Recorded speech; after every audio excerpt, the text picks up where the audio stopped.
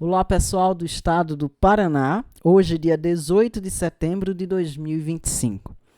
Nesse vídeo, eu vou mostrar sobre a previsão das rajadas de vento de forte intensidade no estado do Paraná, por causa de um ciclone extratropical, um sistema de baixa pressão e uma frente fria.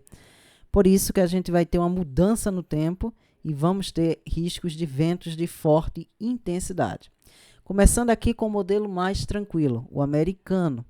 Ele indica rajadas de média de 50 a 60 km por hora. Londrina com 60, Paranavaí 58, Umuarama 57, Cascavel 57. Mesmo assim, já são rajadas de moderada a forte intensidade. Curitiba com rajadas de 49, já é uma rajada moderada. Esse é o mais tranquilo.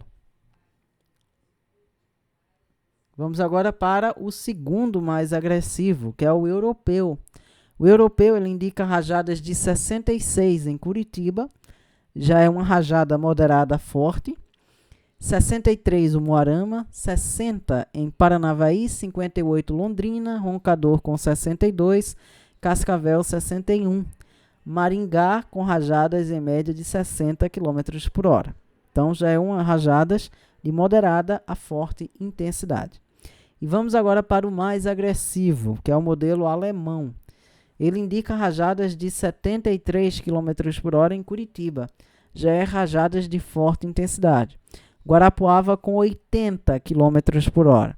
Cascavel 80, Roncador 75, Londrina 55, Paranavaí 68, Umuarama 66. Maringá deve ter rajadas aí de 60 km por hora.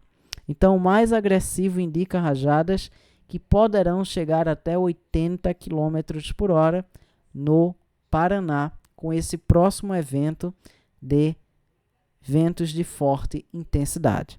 Então é isso, pessoal. Vou ficando por aqui e até a próxima.